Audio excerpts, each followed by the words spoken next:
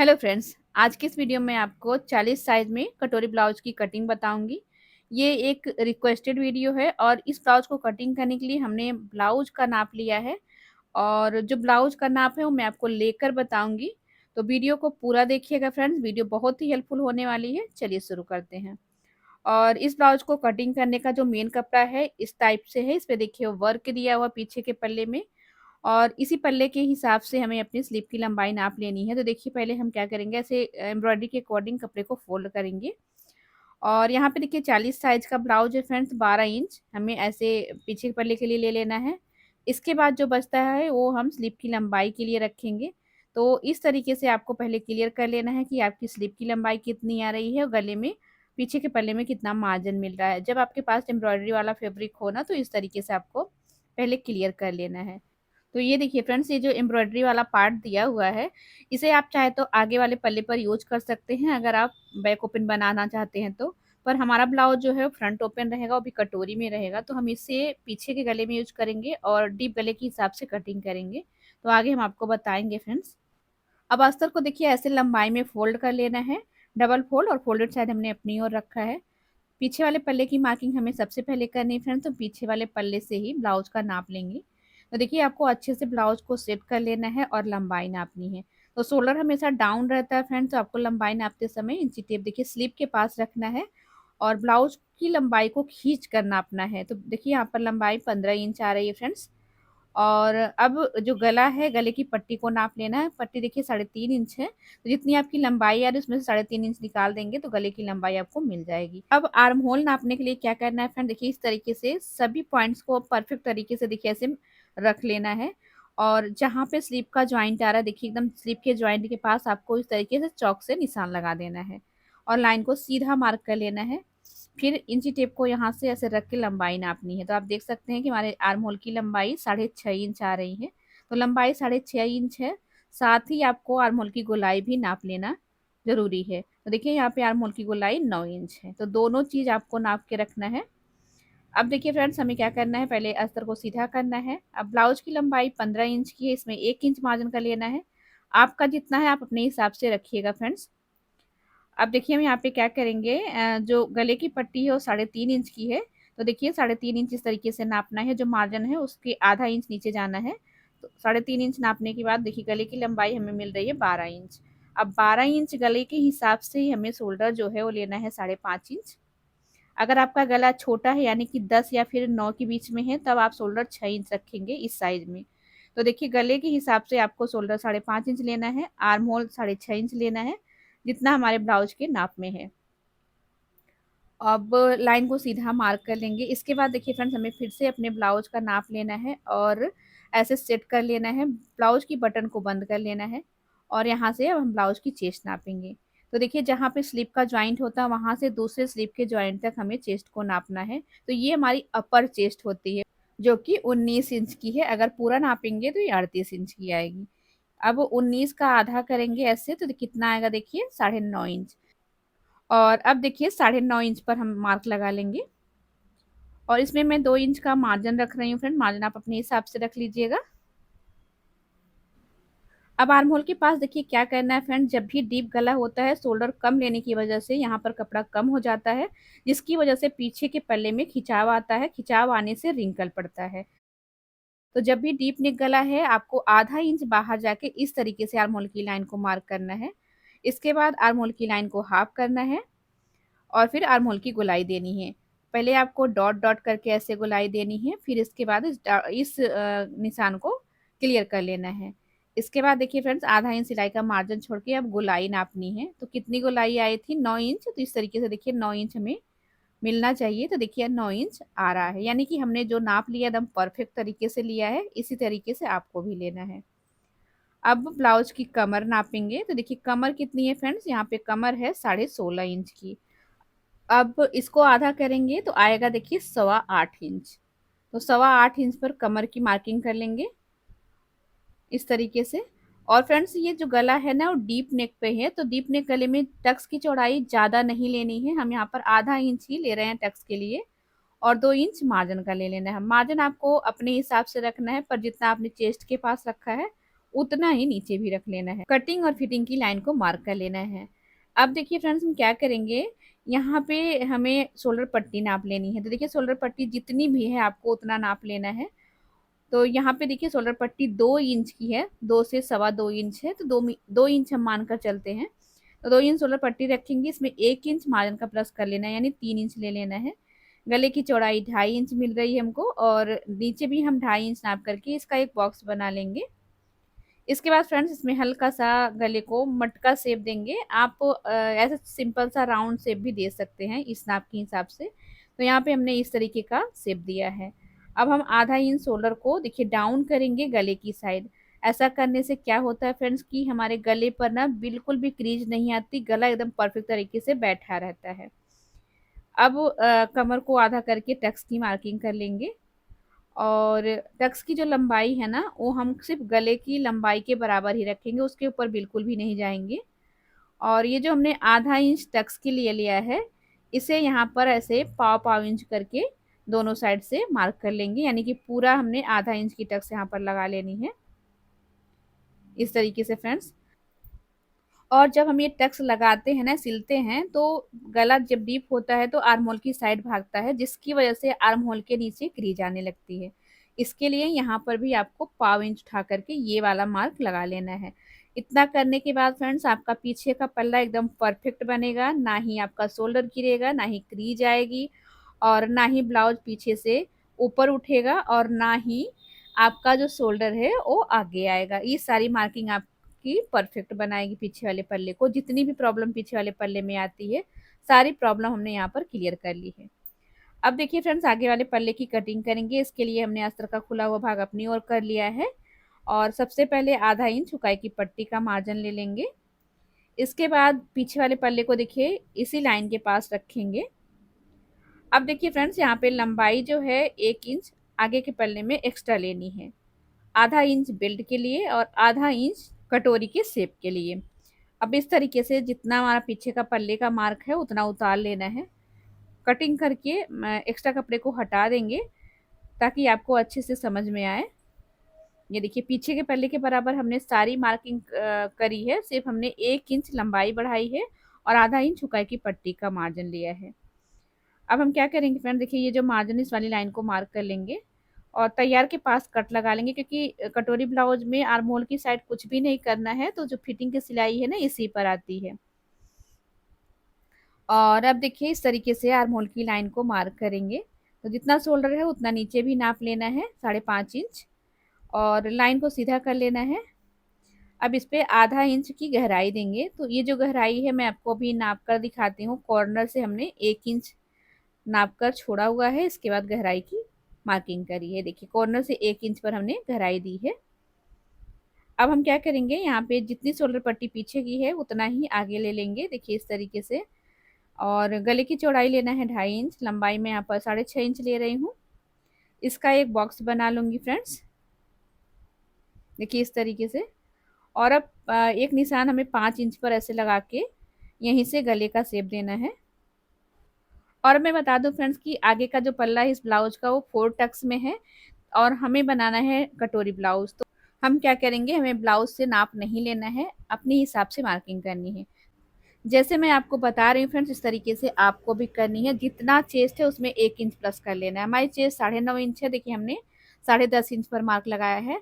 अब बेल्ट के लिए 2.5 इंच नीचे जाना है, यानी कि 13 इंच पे हमने बेल्ट की मार्किंग करी है। जब आपका ब्लाउज 38 से 40 के बीच में है तब आपको यही मेजरमेंट लेना है जो मैं आपको बता रही हूँ। अब इस तरीके से लाइन को सीधा कर लेंगे, और अब बेल्ट का शेप देने के लिए हमें कितना लेना है ये मैं आपको बताती हूँ फ्रेंड्स। यहाँ पे मैं आधा इंच ले रही हूँ, आप 1 इंच भी ले सकते हैं, जितना आपको बेल्ट का शेप ऊपर ले जाना है। और टक्स की चौड़ाई के लिए 3.5 इंच लेना है। तो यहाँ से हमें बेल्ट का शेप दे देना है इस तरीके से।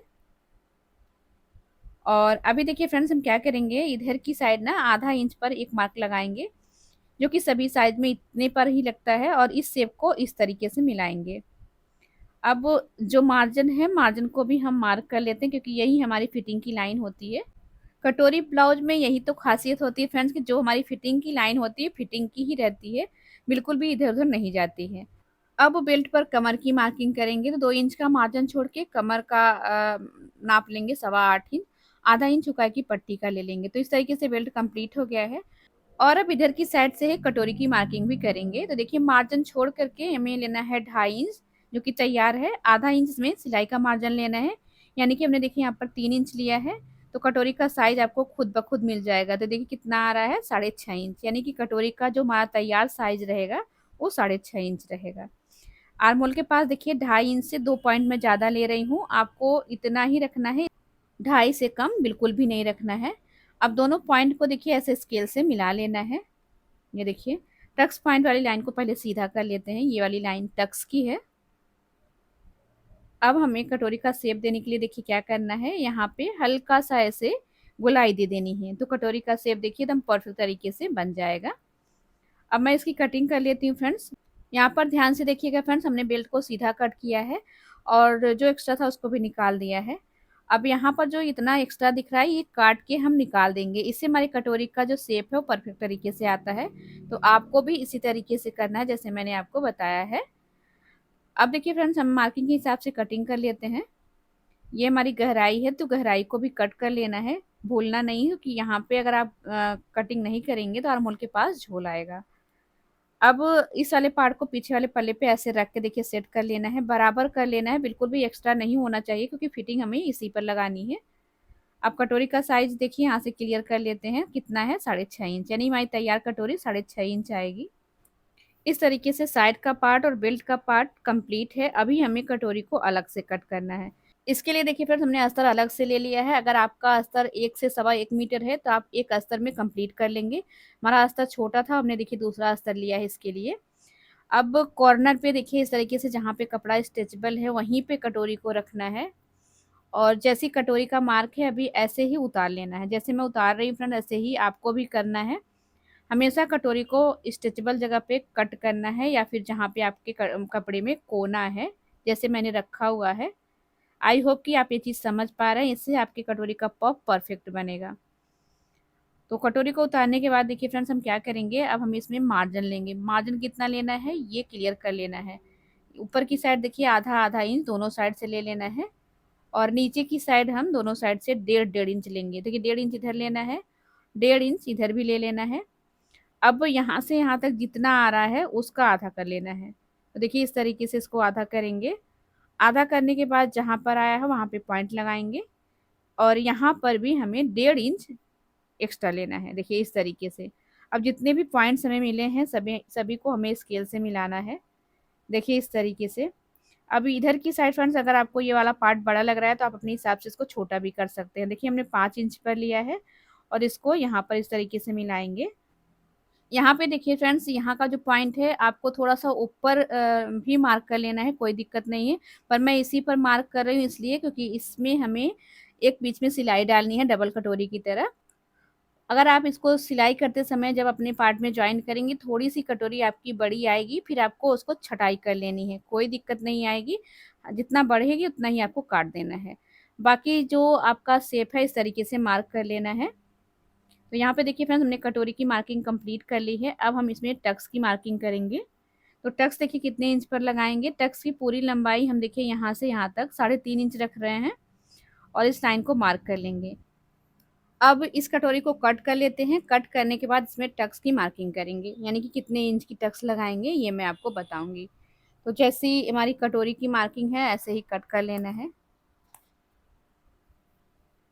ये देखिए फ्रेंड्स, अब देखिए फ्रेंड्स कटोरी को हमने कट कर लिया, इसको डबल फोल्ड करेंगे। देखिए इस तरीके से आधा इंच सिलाई का मार्जिन छोड़ेंगे यहाँ पे।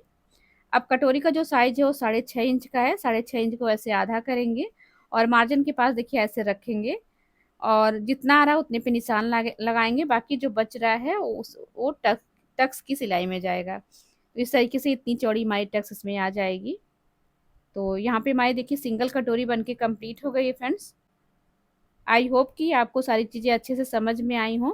ये जो कटोरी हमने कट करी है 38 से 40 साइज के लिए परफेक्ट है। इसे आप 38 साइज के लिए भी यूज कर सकते हैं और 40 साइज के लिए भी। तो इस तरीके से हमारा फ्रंट पार्ट कंप्लीट हो गया है। ये देखिए फ्रेंड्स, हमारा पीछे और आगे का पल्ला दोनों कंप्लीट हो गया है। अब हमें बाजू की कटिंग करनी है। तो चलिए अब बाजू की कटिंग करते हैं। इसके लिए देखिए फ्रेंड्स, हमने अस्तर को फोल्ड करना है।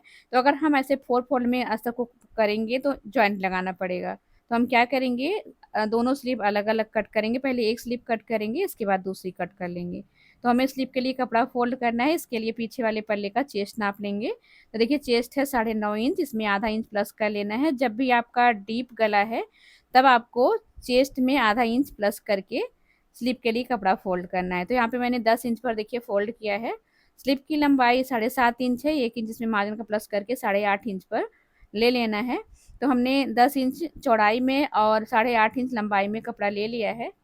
अब हम अपने ब्लाउज के नाप की स्लीव को देखिए ऐसे रखेंगे, अच्छे से देखिए सीधा, हमें इधर भी सीधा कर लेना, मोहरी की साइड भी सीधा कर लेना है। और ये देखिए इस तरीके से यहाँ पर निशान लगा लेना जहाँ पे स्लिप का जॉइंट है, और शोल्डर के पास भी लगा लेना है इस तरीके से।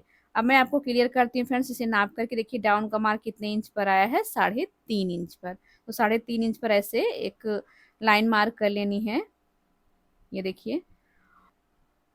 अब ये ब्लाउज 38 से 40 साइज के बीच का है। तो देखिए यहाँ फोल्डेड साइड से 2 इंच सीधा रखना है। इससे कम में है तो हम 1.5 इंच सीधा रखते हैं। इतने साइज के लिए हमने देखिए 2 इंच रखा है। अब ये जो आर्म होल की गोलाई है ना, यहाँ से देखिए हम पहले नाप लेते हैं। कपड़े को हटा के नापेंगे फ्रेंड्स। तो यहाँ से यहाँ तक देखिए कितना आ रहा है, 8 इंच। और हमने जो ब्लाउज से नाप का निशान लगाया है उसको भी नापेंगे, देखिए कितना आ रहा है। ये भी देखिए 8 इंच आ रहा है। यानी कि जो हम आपको तरीका बताते हैं फ्रेंड्स, एकदम परफेक्ट तरीका होता है। तो 8 इंच पर देखिए हमने निशान लगाया, चाहे आप ब्लाउज के नाप से बनाएं या फिर पीछे पल्ले के आर्म होल के नाप से बनाएं, दोनों तरह से सही आता है। तो ये तरीका एकदम परफेक्ट है फ्रेंड्स। अब देखिए ये दोनों पॉइंट जो मिले हैं हमको ना, इन दोनों पॉइंट को आधा करेंगे ऐसे, और फिर इस तरीके से शेप को उठाते हुए नीचे की साइड ले जाएंगे।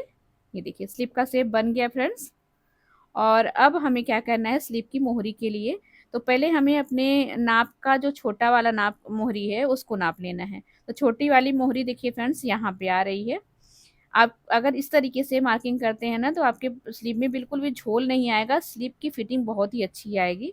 तो देखिए छोटी मोहरी हमारी 6.5 इंच पर आ रही है। अब नीचे की साइड की जो मोहरी है ना वो 6 इंच पर है, तो देखिए 6 इंच पर लगाएंगे। और इसके निशान को देखिए इस तरीके से मिलाएंगे, ऐसे हल्का सा कर्व लेते हुए, गोलाई लेते हुए।